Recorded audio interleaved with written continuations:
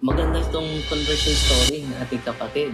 Siya si Roland Parani, isang transgender. transsexual in particular. Transsexual. Apo. So Sex change. What all the sins I had committed had flashed back. It went back to my mind and I was like, God, why I had done all this? So, and after that, I had recognized Brother Wendell Talibong first. Pagkatapos ko mag-off, nag-flash yung sa'yo, yung punto per punto Reverend Father Darwin Gitgan.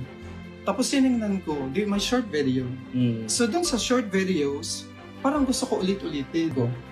Sabi ko maganda kasi napipil ko masaya ako every time I watch the video. Tapos, nagkaroon ako ng mas lalong conversion nang marinig ko si Doc Bitchin.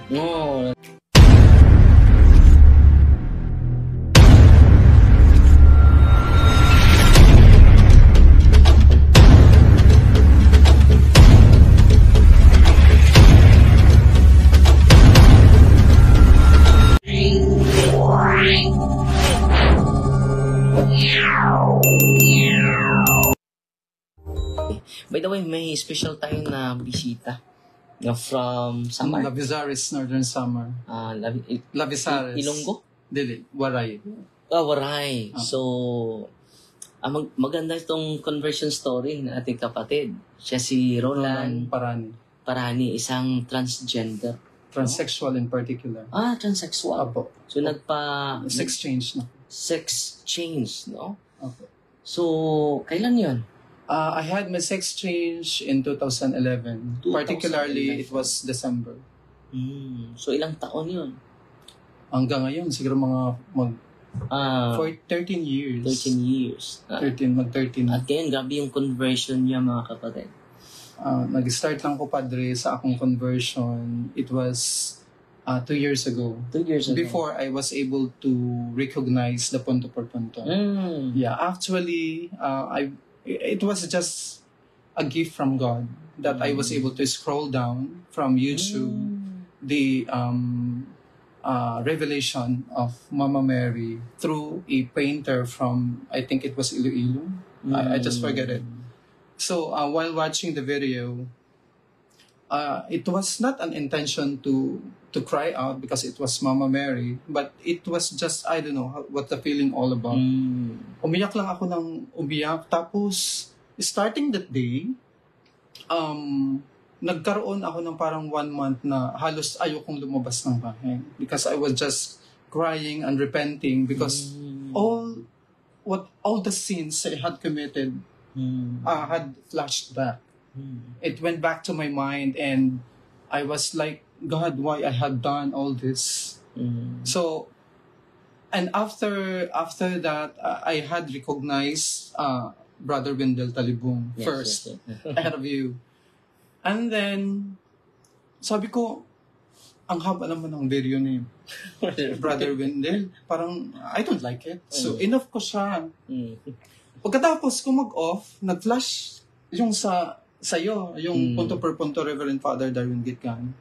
Tapos tinignan ko, may short video. So dun sa short videos, parang gusto ko ulit-ulitin. Until such time na nagkaroon ako ng parang, I think this is good. Sabi ko maganda kasi napipil ko masaya ako every time I watch the video. Tapos, nagkaroon ako ng mas lalong conversion nang marinig ko si Doc Bitchin. Doon talaga ako humanga sa kanyang catechism. Because actually dati akong president ng Legion of Mary when I was in elementary. Masigasig ako na tagasamba sa Panginoon. Kaya lang, nung mag-abroad na ako, parang nawala siya. Actually, I forgot how to pray. I forgot how to read the Bible. Kasi during those times, parang na-occupied yung aking mind sa mga trabaho. I was working in a the biggest bank in the Middle East. Wow. Yeah, I worked there as a human resources specialist. So ako yung nagproduce ng mga jobs. At during those times, marami akong natulungan ng mga Pilipino, mga taga doon sa amin, na magaganda ng buhay as in, matatawag natin silang multi-millionaire. Wow. Kasi malaki naman talaga yung sahod namin. But suddenly, hindi ko maintindihan bakit lahat ng tinutulungan ko ay binabagsak ako. Sila ang naging dahilan kaya ako umuwi ng Pilipinas kasi sinumbong nila na female na ako.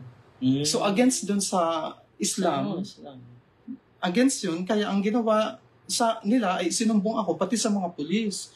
So I got 4 days to decide without sleeping, without eating, as in like I'm floating, na I need to go home. Maayon na lang, mabuti na lang kaya ang aking visa, ang aking visa is a manager position. So may kakayahan ako na umalis without asking from the CEO, from the top management that I have to leave. So it's just through my manager, approve lang siya. Kasi ingan ko nga, I have to go to Abu Dhabi. So be there, I just to meet my brother. Pero ang plano ko talaga, nakatikit na ako, umuwi na ako ng Pilipinas. Minonitor nila ako until I reached down to Philippines. Kasi ako naghahawak ng security. Ako naghahawak lahat ng mga passcodes. Ako ang humaharap sa mga bagong empleyado. Ako ang nag-arrange lahat from A to Z. Lahat ng mga recruitments ako. Kaya parang na ano sila, parang na ano ba, na stagnant sila. Na destabilize ba? Oo, so ang nangyari, parang those years, nagkaroon ako ng anxiety disorder. So I left the place June of 13 of 2012. I left Qatar that year. Tapos, pag uwi ko ng Pilipinas, nagkaroon ako ng anxiety disorder na feeling ko, parang hindi ko alam, basta tumatakbo na lang ako. Oo, nagkakasakit ako. Tapos, kasi during this time, wala akong makausap kasi lahat ng tao nakatingin sa akin. Kasi bumagsak na ako eh. Kasi maganda yung trabaho ko, malaki yung sweldo ko. As in, malaki. Lahat ng pera ko binibigay ko lang sa iba. Kasi ang mentality ko that time is, I just have to give this money dahil mamali ako. Wala talaga ako naipon kahit bisikleta. Oo, binigay ko lahat yan. Kasi ang motto ko sa buhay, I'll die today or maybe now or tomorrow. Precisely. Oo, kaya hindi ako nag-ipon. Oo. So, dami kang natulungan din. Oo, tapos nung bumalik na ako sa Pilipinas, doon ako nag-struggle. Nagkaroon ako ng sakit na hindi ko maintindihan. Lahat ng hospital napuntahan ko. Tacloban, Manila, lahat. Ako lang, padre. Hindi kasama ang family. Kasi ako, once na meron akong problema, hindi ko sila sinasama. Sinusolo mo? Oo, sinusolo ko. Kinakaya ko. Sabi ko, kaya ko to. Anxiety disorder. Tapos, nagkaroon ako ng high blood pressure. Nag-take ako ng 4 years ng gamot, maintenance. Sa awa ng Diyos, yung high blood pressure ko natanggal na kasi pala yung sakit ko parang sa pagkain. So, nag-diet. Oo. So ngayon, hindi na ako nag-diet ako. Fasting. Opo, fasting. Tapos ngayon, nung na-outreach ko na yung punto per punto, I had continued every day, all the time, I watch the videos. Then kasama na kayo sa team natin. Opo.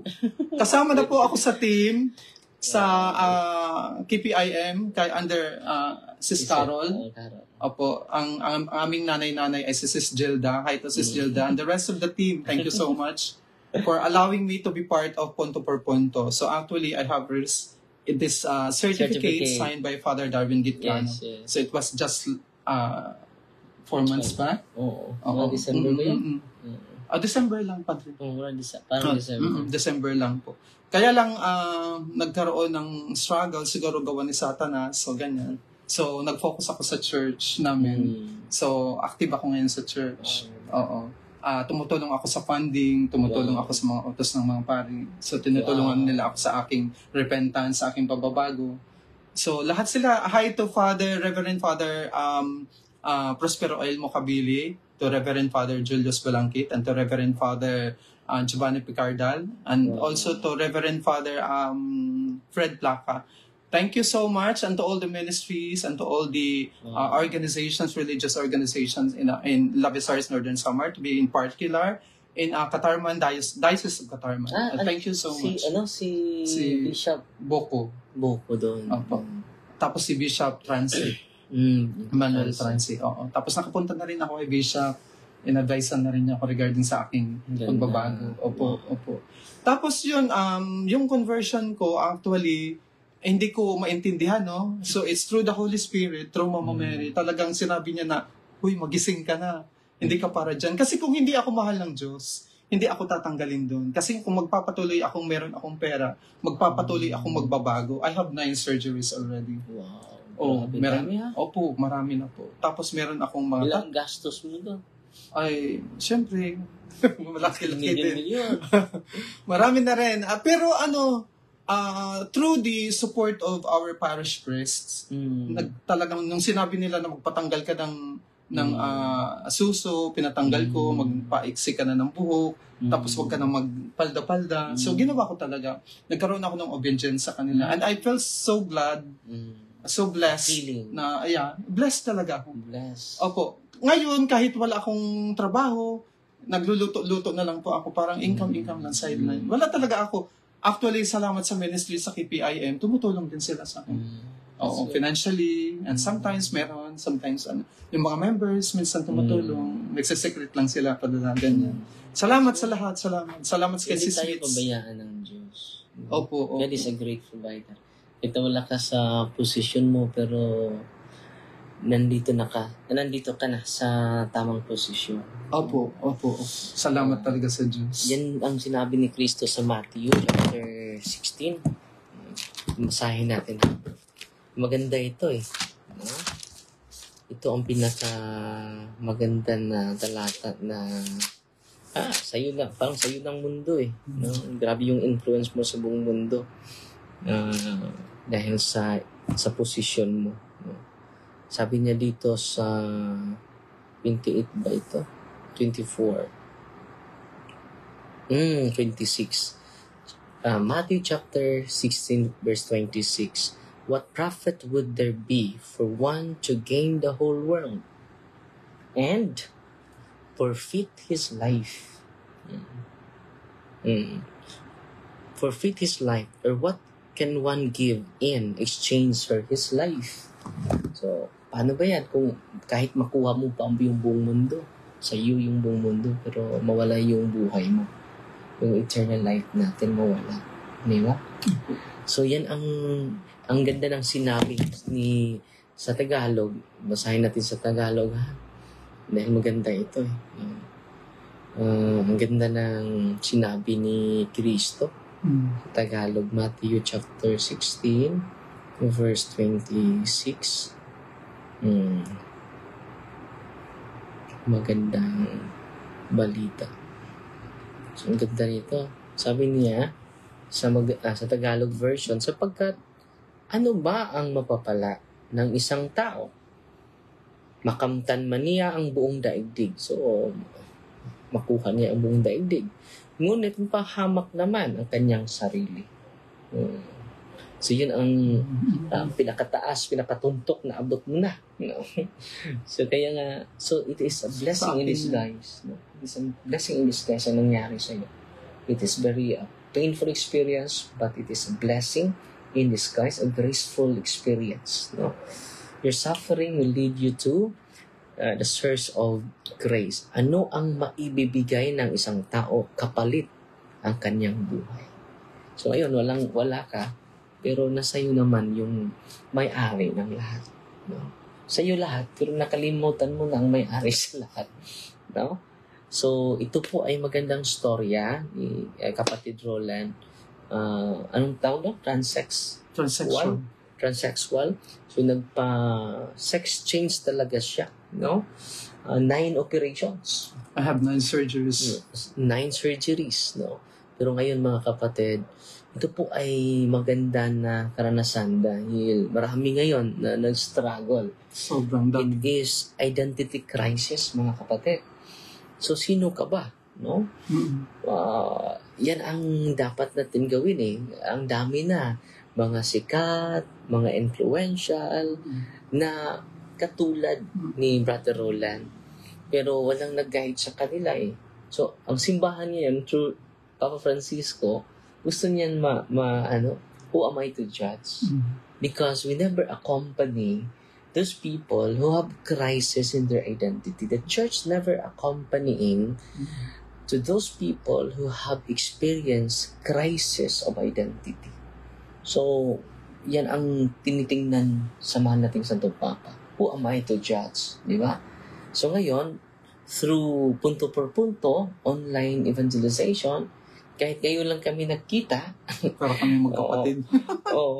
kahit ngayon lang kami nagkita, pero through accompanying, through social media, naabot natin siya, through punto per punto, through sa mga kasamahan natin sa team, and then yun ang isa sa mga paraan na kahit malayo tayo, nakasama natin sila. No? Then we are one. We are brothers and sisters in Christ. We are one body. No? The church. No? So we could be an blood relation. But we become water relation. Why? Through baptism. So it is going beyond blood relation. No? So but through the sacrament of baptism, we are incorporated to the body of Christ, the church. So ngayon ay very inspiring yung kanya. Hindi madali yung ginawa niya. It is really a miracle. Yung nangyari sa iyo, it is really a miracle. It is a great miracle. It is not an ordinary miracle. Dahil, just imagine, baguhin mo yung physical aspect mo. At nagsimula yan sa pagbabago sa mindset. Dahil sa kanyang suffering, it is a blessing. Yung kanyang trials, yung test, will become his testimony ngayon. Actually, Father, ang mas lalo po akong naano sa sacraments ni Jesus Christ. Yes. Kasi yun po yung wala ako at nung ginawa ko, nagkaroon ako ng peace of mind. Yes. Siya talaga ang sacrament talaga ng confession, pati yung pagsimba, yung pag-receive ng Holy Eucharist. Everyday ako nagre-receive. Wow. Yun po ang nakapagpabago sa aking pagkatao. Ang aking spiritual life, doon talaga siya nabago. Kaya ang pinopromote ko talaga is yung sacraments. Kasi without sacraments or without even catechism, you would not wake up. Hindi ka talaga magigising. Kaya ang advice ko sa mga family, sa parents na merong katulad ko dati, is to take good care of their spiritual life. Yes. Teach the kids the catechism of the Catholic Church. It has to be taught. And ang importante is ibigay sa kanila ang tamang informasyon. Because sabi nila kasi dati yung mama ko, inaaway ko yan. Opo, marami po akong nagawang pagkakamali sa pamilya ko. Inaaway ko sila, may sarili akong desisyon. Opo, nagrebelde po ako. Lalo na, mataas na yung position. Oo, nung mataas na yung posisyon ko, mas lalong nakalimutan ko yung lahat. Nawalan ako ng... although tumutulong ako financially, pero ang love ay wala dun. Kasi talagang I long for love. Hinanap ko talaga yun. Hanggang nagkaroon ako ng maraming kasalanan, nagkaroon ako ng, kumbaga, mga pamilya, mga mag-asawa, pinasok ko. Kasi nung time na yun, sabi nila maganda ako. Kaya halos ng lalaki, pati doon sa amin, na mga... Nabibighani sa'yo. Parang nabibighani ba? Hanggang napasok ko ang mga relasyon na yun. Nasira mo yung pamilya nila. Opo. Yung ganun. Kaya, ang advice ko lang po sa lahat ng mga trans, ng mga LGBTQI community, ay maging aware tayo. Ang lagi ko pong naaalala ay yung paalala sa akin ni Brad Wendell ba yan? Ni Brother Dishing? O kaya parang ni Brad Angel? Mary Angel. Na ang LGBTQI is like a society that is dead. Hindi tayo magpropagate, hindi tayo magkakaroon ng mga anak. Mamamatay talaga. So ano ang intention ni Jesus Christ is to spread the words. Ipagpatuloy yung kanyang ministry. So paano ipagpatuloy kung patay lahat ang... Go and multiply. Go and multiply. Go and... Spread the words of God. Satan will use the opposite. Yes. Kasi sa mga, totoo naman we have been, o ako, I have been parang naano ako ng laman. Doon talaga ako. In prison. Nagkaroon din ako ng crisis spiritually, Father, kasi nagkaroon ako ng harassment. Oo. Hindi alam ng mga tao na siguro hindi lang siguro 5 beses na ako namatay. Na nagkaroon ako ng minutes of hindi ako makahinga. Na ako lang mag-isa. Kasi ako mahilig ako magsulo sa sarili ko lang. Oo, talagang dumating ako sa point na sinasakal ako. Kahit ako gising na, sinasakal pa rin ako. Talagang gumagon ako, Lord, please help me. Hindi talaga ako pa din makahinga. Pero wala po anong ginawa mo? Ginawa ko, nag-pray lang po ako ng I believe in God. Yung Hail Mary, yung Rosary, ginagawa ko na yan day and night. Hindi ako matutulog. Kahit 11 o'clock, 12 o'clock in the midnight, 1 a.m., I need to pray. Sinusuot mo na. Opo. Oo. Meron na pa ako, St. Benedict lahat. At ang pinaka-paborito ko talagang santo o santa is si Saint Faustina. She is really a miracle. A giver. I love you, Saint Faustina, from the bottom of my heart. From being always with me. Siya talaga. Divine Mercy devotee kasi ako. Sacred Heart. Divine Mercy. Opo. Sacred Heart. Saved with the mercy Immaculate Heart of Mary. Lagi yan. Wow. Laging kasali yung heavenly powers. Totoo. For everything. So, kita ko, when nakikinig tayo kay Brother Roland, so, ang nakipagbago sa kanya ay ang grasya ng Diyos. Ang grasya ng Diyos ay nasa kamay ng mga pare through the sacraments. So, yan. Amen. Kung mamulat tayo, hindi, it is a culture of death ang pinopromote ng LGBT dahil hindi naman tayo mamultiply kung lalaki at lalaki, babae at babae. Yun ang point ng simbahan, no? So, hindi naman tayo kaaway, mga kapatid. You are sons and daughters, children of God. So, we have consistency to be a child of God? When we do an evil act, an immoral act, so ang pagkabakla, hindi naman yan kasalanan. So, yung gawain ng isang bakla, yun ang kasalanan. Diba? Effeminate yung lalaki. Dahil puro babae yung nasa bahay niya. Hindi naman yung kasalanan. Effeminate siya. Ang kasalanan, yung gawain ng isang bakla, gawain ng isang tumboy. At hindi tayo mamultiply dyan. Sabi ng Diyos, go to the world and multiply. Yes, hindi naman sinasabi go to the world and subtract. No, minus. Go to the world and multiply. Opposite, completely opposite ang gagawin ng demonyo. At yon ay patunay ni kapatid na Roland. No, grabe yung pagsisisi niya pero hindi pa huli. So, 5 times na siya hinaharas ng demonyo dahil sa kanyang conversion. No? At si San Pablo din, yung second reading last Sunday na siguro yun, sabi niya, binigyan ako ng sakit ng demonyo. So, nagdasal ako sa Diyos na kunin mo ito. Hindi kinuha ng Diyos. It refers to spiritual harassment.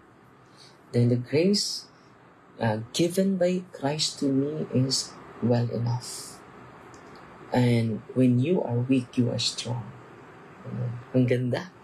Very related, meaningful, and makarelate tayo. Actually, yung Matthew 16, 18, 26 ba related sa akin. Kaya, tama lang yung pagganon mo sa akin talaga. By grace of God. Yes. Dahil nasa iyo na lahat eh. Yung influence, yung kapangyarihan, yung kayamanan nandun na. No? So, marami kang ma-influence ng mga tao. So, hindi talaga magkasabay ang pagsilbi sa Diyos at sa pera. You cannot serve two masters. Two masters at the same time. Di ba? Yep. So, yan. No? Kung marami kang pera, ginawa mo ba yan sa mabuti? No?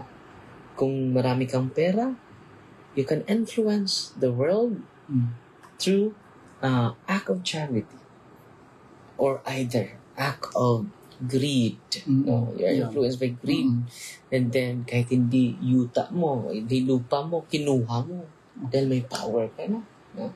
Kukunin ko ito lahat. What profit of man if he owns whole world but he forfeit his life? Ang ganda ng sinabi ni Kristo. Yung may bibigay po ako, Father, kasi meron pong mahilig magsamba ng mga LGBTQ. Nagsusuot po ang babae ng panlalaki, ang lalaki ay pambabae. Sabi nila may repentance sila. At actually, merong CFD sa Cavite na ganun ang ginagawa niya. Nagsiserve siya sa simbahan, pero babae pa rin yung kanyang aura.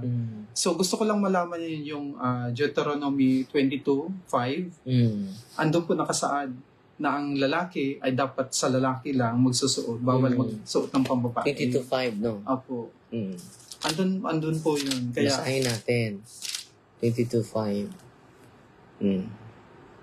22:5, a woman shall not wear an article proper to a man, nor shall a man put on a woman's dress, for anyone who does such things is an abomination to the Lord your God.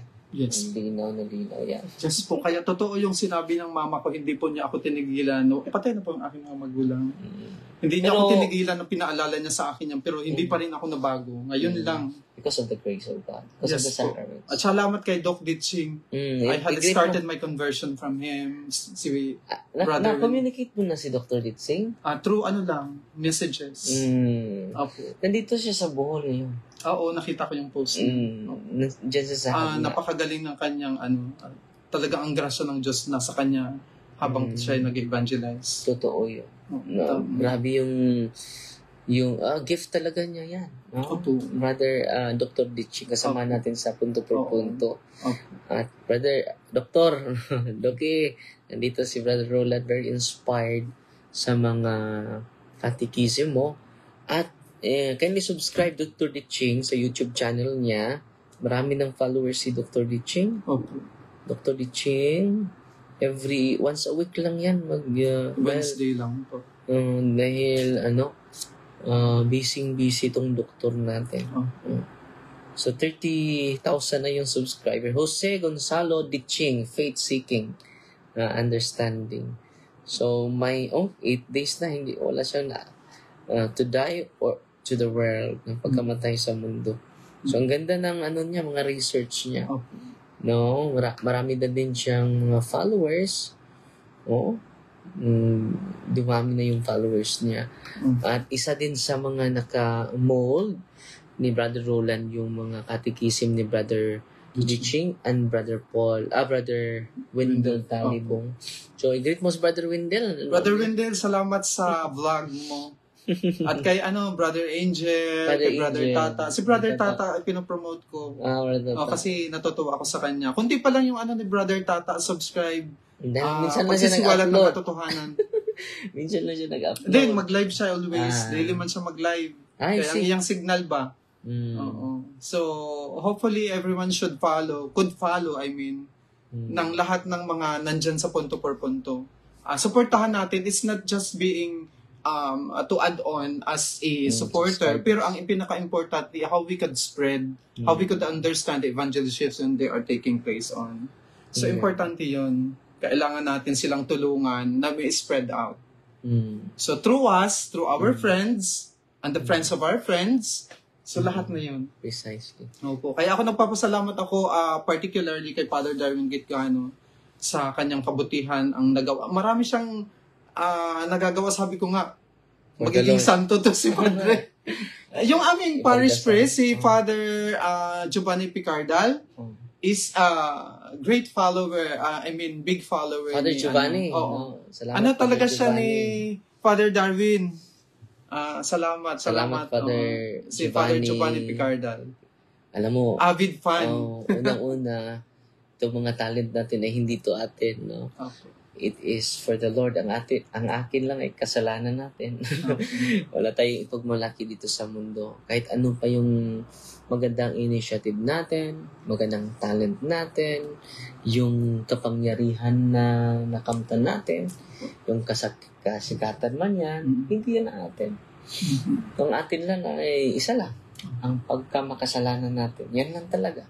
Wala tayong dapat ipagmalaki sa mundong ito. So lahat ng mga talent na binigay ng Diyos sa akin, hindi to kay Father Darwin po. Wala po tayo, no? Abog lang tayo, no? So, God, glory to the Father, to the Son, and to the Holy Spirit, no? Sa Kanya ang kaluwalhatian ngayon, bukas at pagpakailanman, no? So itong nasa akin, kasalanan lang, no? Dapat ipagmalaki, Brother Roland. Pero ngayon, it is a greatest miracle na nangyari. Mas milagro pa itong nangyari sa kanya, sa isang possessed na liberate, isang patay na nabuhay. Milagro yun, di ba? Milagro din yung milyon na demonyo pumasok sa katawan na liberate. Milagro din yung terminally ill na muling nabuhay, muling gumaling. Di ba? Milagro yan. The greatest miracle is this, no? Yung conversion. Walang makapantay doon. Itong ginawa ni Rolando is the greatest miracle. Ito po yung kayamanan na hindi maibigay sa mundo. Hindi maibigay ng multi-companies corporation. Hindi mabigay ng tao. The peace I'll give you is from my Father. No? I leave my peace. I'll give my peace to you. That's the reason why the priest will bless the congregation. The Mass is ended. Bring the peace and love of Christ to the world. Ganda. Bring the peace and love of Christ to the world. Hindi sinabi ng pare na natapos na misa, maglasingan na kayo.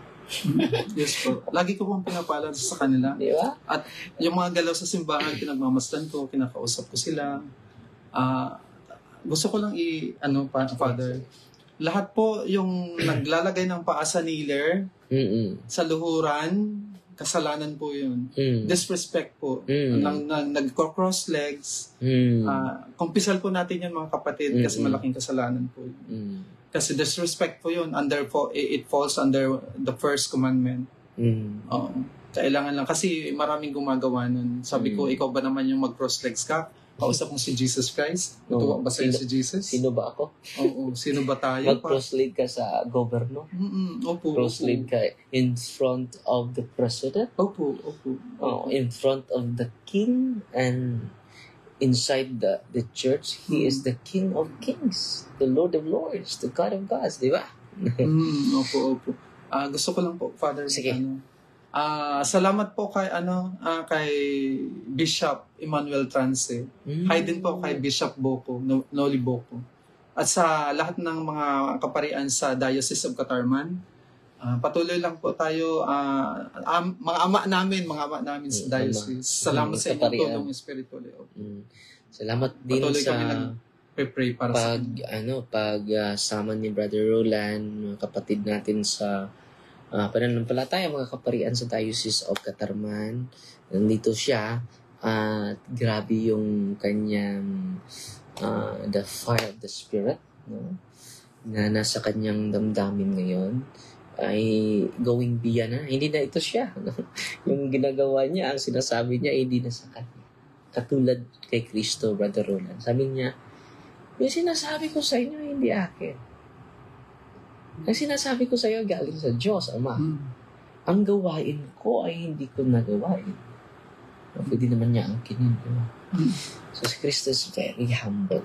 At yan din ang nakita ko sa kapatid natin. Yung buhay niya ngayon ay hindi niya the old self nawala na.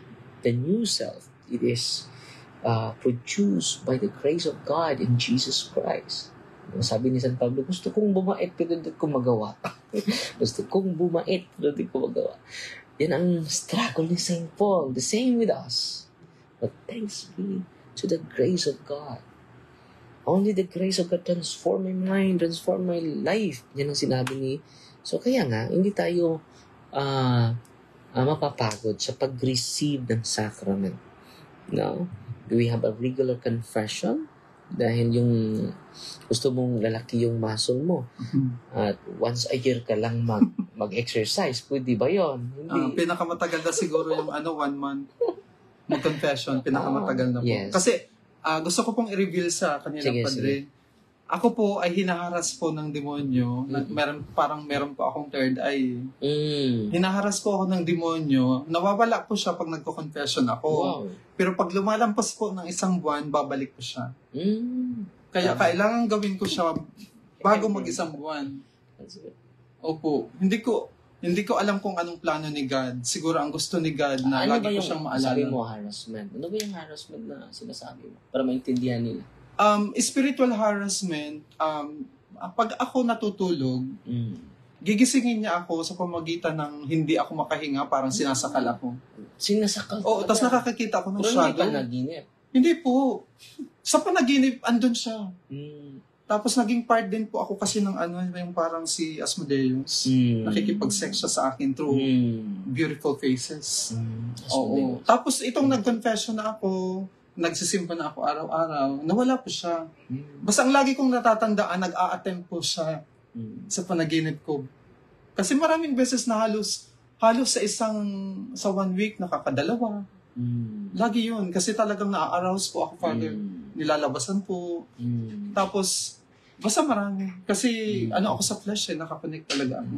By the way, Asmodeus is the demon of lust. Sa mga hindi encounter niya. Sino ba yung Asmodeus? Asmodeus is the demon of lust. No, yan ang nasa likod sa pornography. Opo. Yan, laging nanood sa pornography and then nag-masturbate. Yan ang nasa likod eh. Kung alam na nila, no? Kung yung ministry of deliverance and exorcism, dadami yung mga exorcists, dadami yung mga deliverance ministers, ng mga pare. So, mamulat sila sa tunay na digmaan, sa tunay na sagupaan. No? Hindi ito sagupaan ng teritoryo. Hindi ito sagupaan ng lupain. Hindi ito sagupaan ng ari-arian o posisyon. Dahil maraming nag-agawan sa posisyon, lalo na malapit na election. Pero hindi yan. Pero it is one of his influence. But the core is a spiritual battle. Yes. Spiritual battle. Agawan po ng kaluluwa ngayon. Ang digmaan. Kung alam lang ng mga leader natin, they will promote the sacraments. It's greediness. It's a big, really. Greediness is mammon. Mammon. The lust is Asmodeus. Akala ko spiritual concept lang. But when I am active to this ministry of deliverance and exorcism, hindi pala spiritual concept si Asmodeus. It's real. It is a spiritual reality. It is not a mere concept. It is not a product of mental production. It is not a product of mental, theological, mga theologians. But it is a real spiritual reality. Hindi siya nag-exist sa isipan lang. Maraming mga personality, it only exists in the mind. Like for example, Spider-Man. Nakakita pa kang real Spider-Man na lumilipad gamit yung yung tawag nito, ang gagamba niya, gamit yung kita ka ba? The original. Wala. Spider-Man does only exist in the mind. But Satan exists in the mind and also in reality. Both existence in the mind and in reality, because he will harass you through the mind and through your emotional entity. Yan ang nangyari sa kanya. No? It is real. And then ang nakasave sa kanya basis, nakikinig ako sa sacrament of confession. So ngayon, encourage natin yung mga pare to sit down the confessional vows. Yes po. Regularly. Amen? Actually, yung mga kaparian sa Northern Samar, to be particularly sa Labisaris na lugar, minsan nag-aano ako. Pero ang nagpapasalamat lang ako sa kaparian namin ay pag sinabi magko-confession, wala silang second thought. Automatic yan.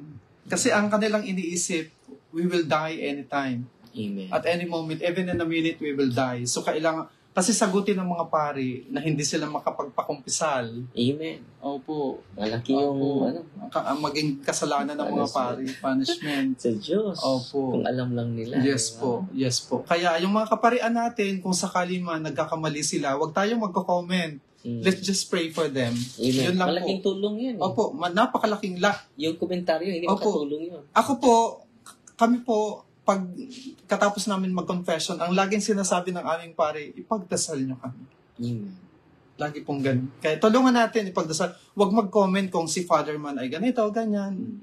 Mag-pray lang tayo para sa kanila. Yun lang ang tanging kailangan gawin ng isang Katoliko, is to pray for them. To pray for the religious, yung mga madres, seminarians, mga lay servers, lahat sila. Kailangan nating tulungan ipagdasal. At salamat nga pala, pasalamat ako personally kay Brother Jando. Thank you so much. Nakita kayo? Apo. Tapos kay Brother Angel, kay Brother Aljon, kay Brother Aljon. At sa lahat po ng hindi ko pa napabanggit. Opo. Nabanggit ko na po si Brother John Ray. Salamat po sa inyong catechism, sa inyong gabi-gabi na pagbibigyan ng impormasyon sa lahat ng libre. Pagpupuyat hanggang alas 10, minsan 10:10. Salamat po ng marami. Yan lang po ang tanging masasabi ko at isang karangalan na na-meet ko si Father at isang biyaya galing sa Diyos ang ma-meet ko si Father. Salamat. Biyaya din, no? Nagkakita tayo and then maraming mga very inspiring yung story mo, no? At sana maulit pa ito dahil marami ka pang mga magandang experience, karanasan na maka-inspire sa mga kapatid natin na nag-struggle identity crisis. Opo. Sana pagbalik ko, may kasama na akong maging katulad ko na. Amen. Amen. So, welcome ka Salamat anytime po dito sa office natin. Salamat po. Salamat sa pagbisita. At patuloy lang tayo mga kapatid. Kita nandito lang tayo sa loob ng kwarto, no? Pero naabot natin ang buong mundo. Yun ang sabi ni Chris. Very humble talaga itong Panginoon natin. Sabi niya, you can do greater what I did. No, makagawa pa kayo higit sa aking ginagawa. Ako contemplate, bakit ba? Yung iba ay hindi gustong malampasan. Pero itong Kristo na Panginoon, sabi niya, higit pa yung gagawin niya sa aking ginagawa. Totoo naman. During the time of Jesus, wala pang social media. Di ba? Pagsasalita siya, yung mga present lang. Hindi niya maabot yung nasa Qatar, nasa Amerika. Pero ngayon, kahit hindi pa ako nakaabot sa Amerika, nakapunta sa Amerika, nakarating na ako ngayon. Hindi pa nakapunta, pero nakarating na. Ito na ang sinabi ni Kristo, di ba? So, makagawa kayo higit sa aking ginagawa. Hindi naman natin mahihigitan si Kristo, di ba? Pero through technologies, through television, through radio station, through social media, ito yung point niya. So, grabe talaga ka-humble si Kristo, no? And yan, let us contemplate the way, the truth, and the life, and who is the way? Only Jesus Christ. Let us proclaim His words, not our words. Let us proclaim His teachings, not our opinion. Because His teachings is greater than ours. No? Yan ang gusto ng Diyos. Kaya nga, maraming mga tao na mga kapatid natin nakikinig. Libo-libo kapag dadayo tayo sa mga lugar dahil they are so uhaw na uhaw sila sa katotohanan. No? So yan lang muna mga kapatid dahil aalis kami sa Leyte. Kita-kita tayo sa awa ng Diyos. Maganda naman yung panahon. May low pressure pero wala namang bagyo. Pero kapag meron lang aalis na bagyo, aning barko, makapunta tayo sa Leyte. Salamat, Brother Roland. Salamat po. Apelido bro? Parani. Parani po. Roland Parani. Roland Parani. Salamat po. Maganda po yung storya ng buhay niya, yung conversion story niya. Ito po ay maabot ng marami pa libo-libo ka mga tao, milyon-milyon na ma-inspire sa kanyang buhay. No? Siya po ay instrumento ng Diyos para mamulat tayo sa katotohanan. Yung mga nagsisimula pa nag-struggle, no? Ma-inspire. Kaya nga, ako sa kanya, maka-sense ako na, makarelate ako sa kanyang ginagawa na continue he experienced spiritual harassment. Yan din ang nangyari sa atin. Pero kung hindi tayo pagpatuloy, no, at mamumuhay tayo sa takot at kaba, sino matutulungan natin? Wala. Pati yung sarili natin, hindi natin matutulungan. So dito sa ating programa, mga kapatid, your test will become your testimony. Your trials will become your triumph. No? So yung trials na lead him to the triumph of grace. No? His test, no? Nung una, grabe. Just imagine na wala siya sa sarili. Parang praning. Bigla lang tatakbo. At ngayon, mga kapatid, gradually, he is healed. Gradually, he is converted. Gradually, hindi naman perfect ang tao. But perfect yung pagmamahal ng Diyos sa atin. Perfect yung providence ng Diyos, ng biyaya sa atin. When you are weak, you are strong. Sabi ni San Pablo. At patuloy tayong magdasal, bawat isa natin. Panalangin natin si Brad Roland at sa mga kapatid natin na nag-struggle pa. Hindi mawala yung struggle. Part na yun sa ating buhay. Fight Maria. Tatak safety with a humble heart. God bless you po. Salamat. Make His message known is our responsibility. So here we are to pledge our lives to the Lord of eternity.